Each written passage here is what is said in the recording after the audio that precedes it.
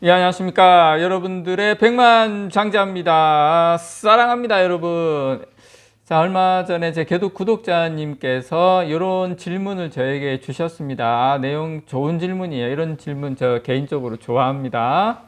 자, 장자님, 예, 질문이 있습니다. 예, 금융위에서 우리나라 주식시장을 선진국 지수로 들어가려고 준비한다 하는데 우리나라 주식시장이 어떻게 될 건지 전망 좀 부탁드립니다.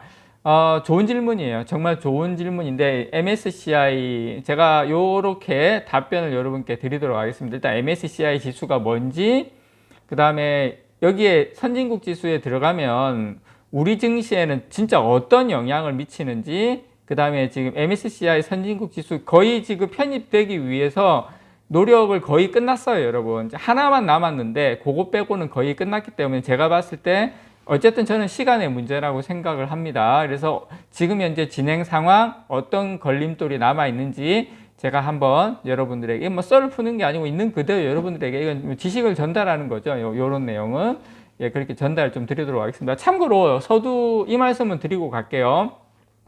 편입이 되면 제일 수혜 보는 회사가 삼성전자입니다, 여러분. 그거는 뭐 두말하면 잔소리입니다. 만약에 편입이 내일이라도 바로 되면 삼성전자, 제 개인적인 생각에는 10만 원 직행입니다. 어쨌든 MSCI, 일단은 MSCI 지수가 뭔지, 예, 그거부터 들어가도록 하겠습니다. 자, 들어가기 전에 일단 여러분, 우리 위치, 일단 MSCI는 예, 선진시장, 파란색은 선진시장, 빨간색은 신흥시장, 그 다음에 프론티어 시장, 예, 오렌지색은 프론티어 시장. 프론티어 시장만 잠깐 보면, 우리 아시아만 한번 봅시다. 아시아만 보면 뭐 베트남, 뭐 스리랑카, 파키스탄, 뭐 이런 나라들, 방글라데시 이런 나라들이 프론티어고요. 그 다음 이제 신흥시장하고 비슷한 나라가 우리나라하고 같이 뭐 인도, 중국, 뭐 필리핀, 그 정도 이렇게 보시면 되고요.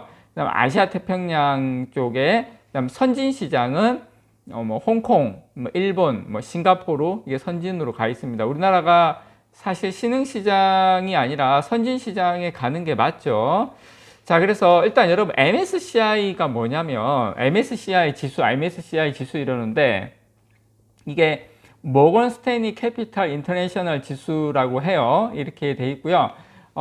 그 미국의 초대형 투자은행입니다. 모건 스탠리가 개발한 전 세계 주식시장의 기준이 되는 지수 중에 하나다. 이렇게 여러분들께서 이해를 하시면 됩니다. 영국의 파이낸셜 타임스하고 영국의 증권거래소가 함께 설립한 FTSE 인터내셔널이라고 여러분들 아마 들어보셨을 거예요. 이 지수와 함께 대표적인 지수다. 뭐 그 정도 아시면 될 것 같고요. 방금 지금 여러분 보고 계시는 것처럼 요 MSCI 지수는 선진, 신흥, 프론티어 이 세 가지로 분류가 되고 있습니다. 이 중에 우리나라는 현재 신흥 시장에 속해 있는데, 참고로 여러분, MSCI에서는 우리나라가 조건만 갖춰주면 언제든지 선진 시장으로 넘겨주겠다, 그런 상황이에요. 우리나라는 그렇게 이해하시면 되고, 선진시장 23개국, 신흥시장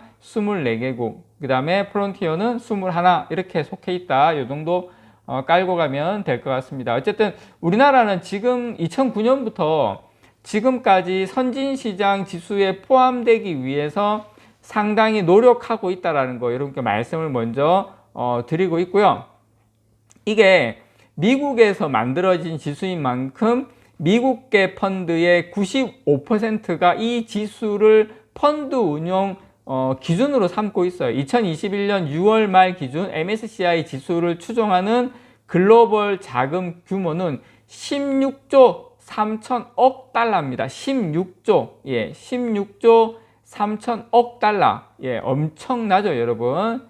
예, 그래서 거의 천문학적 숫자로 이거 글로벌 자금 규모가 운영이 되고 있고, 이 MSCI 신흥시장 지수를 추종하는 자금은 1조 8천억 달러고요.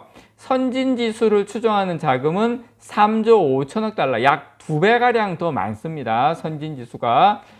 그래서 지금 조사기관에 따라 좀 다르긴 하지만 만약에 우리 증시가 MSCI 선진국 지수에 만약에 편입이 되면 적게는 50억 달러, 우리나라 돈으로 한 6조 6천억 원에서 많게는 547억 달러, 거의 72조 원이 추가 유입될 것으로 내다보고 있는데요. 보통 컨센서스는 한 50조, 40조에서 50조 정도는 추가로 우리나라에 돈이 유입될 가능성이 상당히 높다. 그러면 최고 72조에서 평균적으로 한 40조에서 50조는 돈이 들어온다. 그 중에 삼성전자로 뭐 한 20조, 10조에서 20조 들어오겠죠. 그러면 삼성전자 어떻게 되겠습니까, 여러분? 지금 뭐 하루에 몇 천억씩 사도 팡팡팡 오르는데 여러분 상상에 맡기겠습니다. 자, 그러면 더 재밌는 건 골드만삭스에 따르면 한국이 MSCI 선진국 지수에 편입이 된다면 우리나라 시장으로 유입되는 자금이 이 정도 한 40조 내외가 되는데 지금 골드만삭스에서는 한 50조 정도로 예상을 했더라고요. 440억 달러니까 50조 정도 유입이 되면 코스피는 30에서 35% 정도 더 오른다. 이렇게 지금 연구 결과가 나왔고요. 지금 팬데믹 당시, 코로나19 팬데믹 당시에 3,000선까지 오르면서 3,000피를 달성을 한 적이 있는데 MSCI 선진국 지수에 편입이 된다면 바로 코스피가 4,000포인트까지도 오를 수 있다. 이런 전망이 나온 상태입니다, 여러분. 참고로. 자, 그러면 지금 어디까지 왔냐? 어디까지 왔냐? 그러면 이제 뭐 되기는 되는 거냐? 뭐 그거가 이제 우리가 이제 가장 궁금한 거 아니겠습니까? 이제 그 이야기 지금부터 해드리도록 하겠습니다. 일단 우리나라 자본시장은 1992년 처음으로 외국인 투자자에게 개방을 했어요. 제가 고등학교 졸업할 때네요. 이때 이제 개방된 이후에 MSCI 신흥시장 지수에 속해 왔습니다. 지금까지 속해 왔고 계속 편입되려고 노력을 해왔고 일단 선진국 지수에 편입되려면 우선 이 MSCI의 와치리스트 관찰 대상국에 선정이 돼야 하는데 MSCI는 매년 4월 투자자 설문조사를 한 뒤 이를 바탕으로 6월 달에 관찰 대상국 명단을 발표를 하고 있습니다. 계속 발표를 하고 있는데 지난 2008년에 선진국 와치리스트에 선정된 적이 있으나 시장 접근성, 재고 능력 등이 부족하다는 이유로 2014년에 제외가 됐고요. 이어서 2015년, 2021년, 2022년에도 다시 선진국 지수 편입을 추진했지만 번번이 고배를 마셨어요. 자, 그러면 이 MSCI 선진국 지수 편입 요건으로 무엇이 되어 있냐면 뭐 경제 성장 수준, 뭐 주식 시장 규모, 뭐 자금 유동성, 외국인 투자자들 위한 뭐 시장 접근성 이런 것을 계속 이제 요구를 이제 하고 있는데요. 우리나라 같은 경우에 상당 부분 이런 부분에 대해서 보완을 많이 해왔어요. 최근에 외국인 투자자 등록제를 폐지하고 영문 공시를 확대하고 이렇게 하면서 계속 글로벌 스탠다드에 맞는 자본시장을 계속 만들어가고 있습니다. 그래서 외환시장 접근성 역시 정부가 지금 적극 나서 개선을 하겠다고 밝혔고요. 그래서 지금 현재 한국의 원화는 서울 외환시장이 열리는 오전 9시부터 오후 3시 30분까지만 거래를 할 수 있는데 최근에는 한국 시간 새벽 2시까지로 연장하겠다고 밝혔습니다. 왜 이렇게 하겠습니까?